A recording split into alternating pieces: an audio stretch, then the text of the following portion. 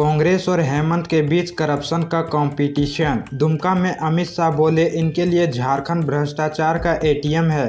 केंद्रीय गृह मंत्री अमित शाह झारखंड के दुमका में सभा को संबोधित कर रहे थे। वे एनडीए कैंडिडेट सीता सोरेन के लिए चुनाव प्रचार कर रहे हैं। उन्होंने कहा कि मोदी जी कहते हैं, जब तक झारखंड का विकास नहीं होगा तब तक देश का विकास नहीं होगा। बहन सीता को न्याय दिलाना आपका काम है, भले हेमंत सोरेन ने आपके साथ न्याय नहीं किया। बीजेपी आपका सम्मान भी करेगी और न्याय भी करेगी। अभी जो ये जेल में बैठकर निवेदन कर रहे हैं, कांग्रेस पार्टी के लिए झारखंड भ्रष्टाचार का एटीएम है। जिस कांग्रेस पार्टी ने सालों तक झारखंड को धोखा दिया है, आज मुख्यमंत्री बने रहने के लिए वो कांग्रेस की गोद में जाकर बैठ गए हैं। कांग्रेस पार्टी ने राम मंदिर को रोक कर रखा, मोदी जी ने केस भी जीता और जनवरी में जय श्री राम भी कर दिया।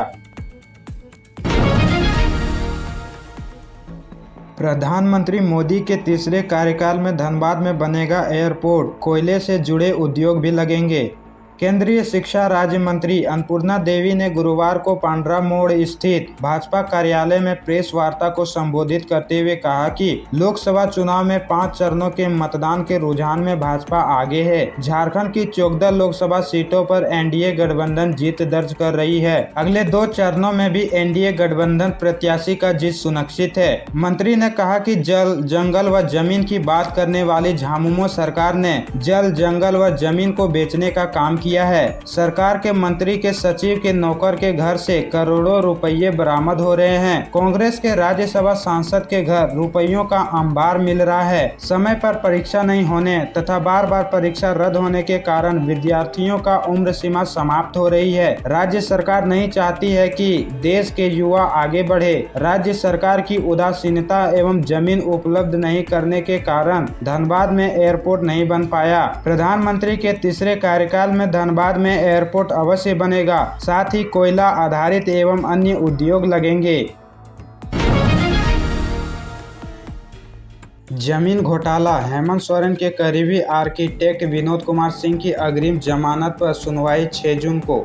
बड़गाई अंचल से जुड़े 8.86 एकड़ जमीन घोटाले में चार्जशीटेड पूर्व मुख्यमंत्री हेमंत सोरेन के करीबी आर्किटेक्ट विनोद कुमार सिंह की ओर से दाखिल अग्रिम जमानत याचिका पर सोमवार को पीएमएलए के विशेष न्यायाधीश राजीव रंजन की अदालत में आंशिक सुनवाई हुई थी। अदालत ने अगली सुनवाई की तारीख 6 जून निर्धारित की है। उन्होंने मामले में खुद को निर्दोष बताते हुए अदालत से अग्रिम जमानत की गुहार लगाई है। उनके अधिवक्ता ने 15 अप्रैल को याचिका दाखिल की है। बता दें कि ईडी ने जमीन घोटाले में जांच पूरी करते हुए हेमंत सोरेन के साथ विनोद कुमार सिंह को भी सह अभियुक्त बनाया है। गिरफ्तारी से बचने के लिए अग्रिम जमानत याचिका दाखिल की है। इस मामले में हेमंत सोरेन समेत 8 आरोपी जेल में हैं।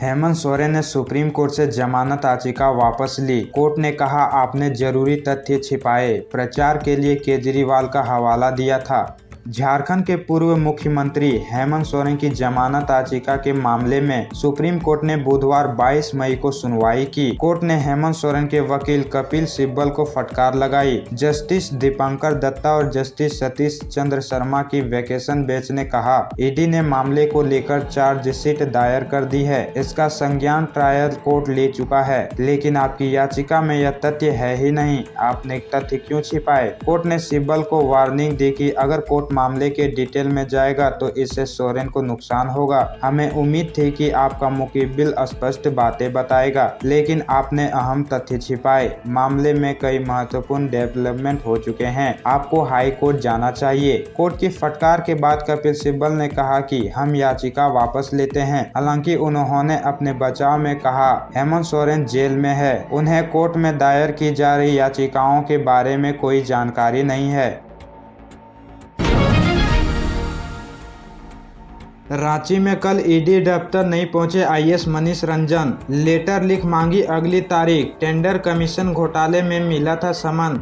टेंडर कमीशन मामले में आईएएस मनीष रंजन को कल ईडी ने समन भेज पूछताछ के लिए बुलाया था, लेकिन मनीष रंजन ने एक सरकारी कर्मचारी से चिट्ठी भिजवाकर दूसरी तारीख मांगी है। ईडी को जो दस्तावेज मिले हैं उसमें एम का जिक्र है। ईडी को शक है कि तत्कालीन ग्रामीण विकास विभाग के सचिव और वर्तमान में भवन निर्माण के विभाग के सचिव मनीष रंजन हो सकते हैं। मनीष रंजन ग्रामीण विकास विभाग में सचिव के पद पर रहे हैं। टेंडर कमीशन मामले में इनकी क्या भूमिका रही, कमीशन में इनका कितना हिस्सा रहा, क्या डायरी में दर्ज कोड नेम इनका है, ऐसे कई सवालों के जवाब कल ईडी मनीष रंजन से मांगेगी। मनीष रंजन को अपनी और अपने परिवार के सदस्यों की आय और संपत्ति से संबंधित दस्तावेज भी साथ लाने को कहा गया है। रांची संसदीय सीट, भाजपा को शहरी वोटरों और मोदी के जादू पर भरोसा, कांग्रेस ग्रामीण मतदाताओं पर निर्भर। रांची संसदीय क्षेत्र में भाजपा के निवर्तमान सांसद संजय सेठ और कांग्रेस की ओजस्वी सहाय के बीच सीधा मुकाबला है। 1998 के बाद से रांची सीट पर भाजपा और कांग्रेस के बीच सीधी टक्कर हो रही है। झारखंड अलग राज्य बनने के बाद हुए 4 चुनावों में लगातार 2 बार कांग्रेस और लगातार 2 बार भाजपा जीत चुकी है। खास बात यह है कि इस बार कांग्रेस ने सुबोध कांत सहाय को बदलकर उनकी बेटी ओजस्वी सहाय को उम्मीदवार बनाया है। 2019 के चुनाव में संजय सेठ ने सुबोध कांत सहाय को 2.83 लाख वोटों से हराया था। भाजपा की पकड़ शहरी और ग्रामीण दोनों इलाकों में है। मोदी का जादू भी यहां चलता है। वही इंडी गठबंधन की ग्रामीण इलाकों में स्थिति ज्यादा मजबूत है। दोनों दलों के प्रचार वाहन गली मोहल्लों में घूम रहे हैं। कार्यकर्ता डोर टू डोर अभियान में जुटे हुए हैं। कांग्रेस का चुनाव अभियान ग्रामीण क्षेत्र से शुरू होने के बाद रांची शहरी क्षेत्र में भी पहुंच गया है। पार्टी को मुस्लिम ईसाई के साथ साथ झामुमो, राजद और माले के मतदाताओं का समर्थन मिलने की आशा है। वहीं भाजपा अपने कोर वोटरों पर भरोसा जताते हुए निश्चित नजर आ रही है। हालांकि भाजपा ने आसान मानी जा रही है। रांची सीट जीतने के लिए पूरी ताकत झोंक दी है। मूलवासियों के वोटों में जयराम की सेंधमारी से रोचक हुई एनडीए व इंडी गठबंधन की जंग।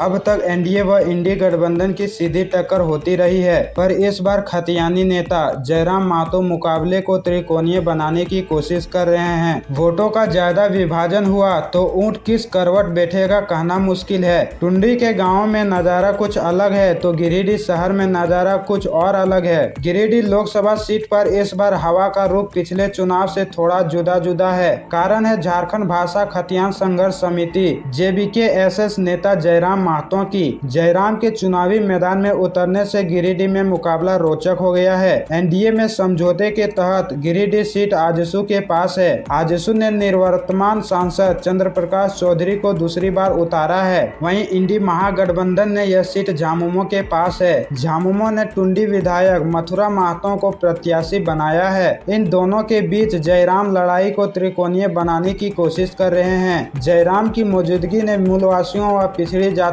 खासकर कुर्मी के वोटों के हिस्सेदार बढ़ा दिए हैं, क्योंकि चंद्र प्रकाश मथुरा व जयराम कुर्मी जाति से है। वोटों के इसी बंटवारे ने एनडीए व इंडिया के चुनावी पथ को अग्निपथ बना दिया है। हाई कोर्ट ने दी चेतावनी, ड्रग्स का कारोबार नहीं रुका तो सख्त आदेश पारित करेंगे।